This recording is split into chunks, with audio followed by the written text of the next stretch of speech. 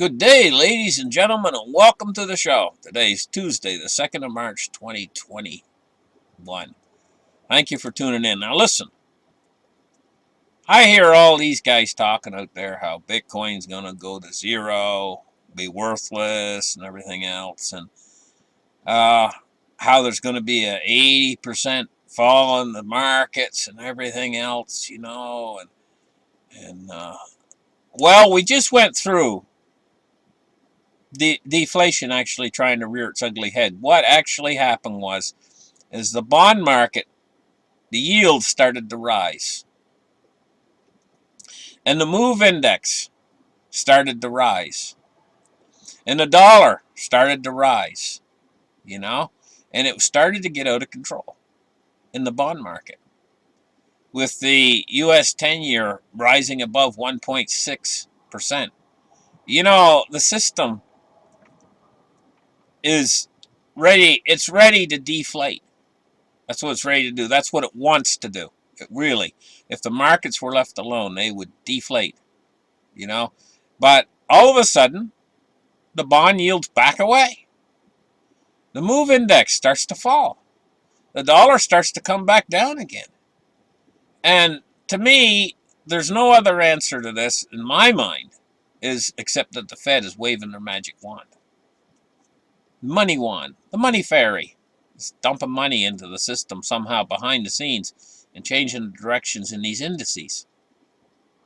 For you guys out there, some of them say Bitcoin's going to go to zero. These institutional investors and the big shots, out there, who are starting to hedge against the hyperinflation that's bound to come because they're not going to stop printing. They know ahead of time in advance. Tesla did not buy over $1 billion worth of Bitcoin. He is one of the most clever investors out there of all of them, And for you guys out there who think Bitcoin is going to go to zero, don't hold your breath. In fact, while they're saying it's going to go, I've heard all this before. Over and over and over again. I've heard all this. Now, Bitcoin's on the move back up again now. It's changed direction with all these other indices, including gold and silver. There's been a sea change in direction. They're going to keep all these bubbles going. They're going to keep these bubbles going into infinity. And where you want to be is in hard, tangible assets. And it doesn't matter really what that is. Could be anything. As long as it has no counterparty risk. Because counterparty risk is hugely important. And so if you hold your private keys to a Bitcoin, you got an asset that's a hard, tangible asset that has no counterparty risk. If you've got a gold coin in your hand, you can close your tight little hand around it, or a silver coin. You have got something that has no counterparty risk. If you own a car, even a nice car, and you've got the title to it, and there's no liens against it, and you don't owe money on it, you've got something that has no counterparty risk. Same thing with your house. But there starts to get, with a car and with a house, there starts to get a little bit of counterparty risk there, because the counterparty risk for a house is your property taxes. That's your counterparty risk.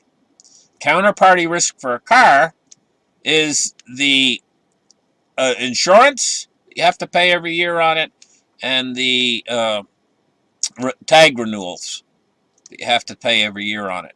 And they have control over these things. They can raise your property taxes up unlimitedly high. And the same way with your car. They can raise the amount of money it takes to keep your car on the road. Insurance companies can raise their rates. So this is counterparty risk again. But everything you own that's tangible in the real world, you can count as an asset if you actually own it. And, with no counterparty risk. Now, all your investments, guys, everything that you've got if you've got money invested in the stock market, it's just loaded with counterparty risk. If you've got money in the bank and it's in a CD or a mutual fund or something like that, counterparty risk. Even your money that's in your bank account is just complete counterparty risk. So what you got to start thinking to yourself is to own assets in this system that don't have any counterparty risk. They don't want you holding these assets. Quite seriously. They came out not long ago and they said, you will own nothing and you will be happy. And what they mean is you're not going to have any assets that you can actually hold that have value. This is where they're going. This is what they want to do. They're going to keep pumping the money out there because they got unlimited money creation. The Fed and all the other central banks. And what this essentially does is, for anybody that doesn't hold real tangible assets that don't have any counterparty risk, they're going to slowly drain everything that you have away from you. In other words, they're taking it via inflation. They're going to inflate it away. So if you're in the stock market and you own shares, for instance, what they're going to do is those are denominated in dollars. So really all you own is a big pile of dollars. They're going to inflate those dollars until those dollars are basically worth nothing. But now, if you own a car and you got the title to it and you own it outright, even if it's an older car, don't laugh because it's paid for. It doesn't have a counterpart. Well, it does, because you got to keep it registered and you got to keep it licensed and you got to pay your insurance and everything else, Well, it could park it in the driveway if the insurance prices go too high. It's still an asset that you have. It doesn't have counterparty risk associated with it. This is the kind of system we're in. You got to protect yourself financially. Because if you're in the part of the financial system and you're attached to all these assets that have counterparty risk, you can lose it all. If that's all you got. All I can say is it this way. Say there was an old man on one side of the street and he went out and he bought $6 silver. And a man on the other side of the street lived from him and he had millions of dollars in his portfolio and all these different stocks and bonds and everything else, right? Well, they're going to inflate all that away. So the millions that he's got is nothing. In the end, the old fella's going to be laughing because those $6 silver he holds in his hand are going to be worth more than the other fella's old stock portfolios and everything else. I don't care if the Dow Jones goes up to 50,000, 100,000, a million, because there's an old formula. 0 times 0 equals 0. And they're going to take the dollar to 0. It's as simple as that. That's the end game. The end game in all this is called hyperinflation. And if you've watched hyperinflations in the world, know what they do. Know what happened in Weimar, Germany, when there's Deutschmarks all over the street, and there's street sweepers sweeping them up like leaves, just like they were leaves. It didn't have any value whatsoever. Kids were stacking them and burning them in the stove. They go to 0. And if that's what your stocks are priced in, that's what's going to happen to your stocks and bonds too. But that's not what's going to happen to Bitcoin, gold, and silver. It's going to go in the opposite direction. And that's what's going to happen to real assets too, real tangible things you have. So if you've got an heirloom, say your grandmother left you an heirloom of some sort or another, or say you own a car and you've got the title to it and everything, or you got a piece of farmland or something like that, or you've got some silver coins, or you've got some Bitcoin, you got the private key to it. These are assets that the inflation of the dollar is not going to affect. And this is where you need to be right now.